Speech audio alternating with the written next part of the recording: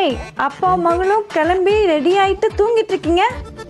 ஊட்டி குளிருக்கு பாப்பா வேற ஸ்வெட்டர் எதமா போட்டிருக்காளா, அவளை கட்டி பிடிச்சி தூங்குறதுக்கு சூப்பரா இருக்கு.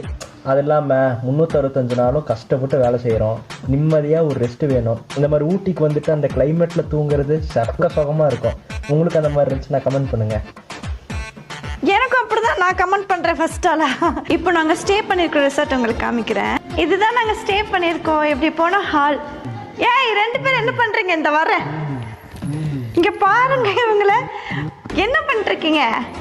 வைப் பண்றேங்க. நாங்க வாங்க, நீங்களும் வைப் பண்ணலாம். இங்க பாருங்க, அங்க ஒருத்தவங்க தூங்குறாங்க, இங்க 2 பேர் வைப் பண்றாங்க.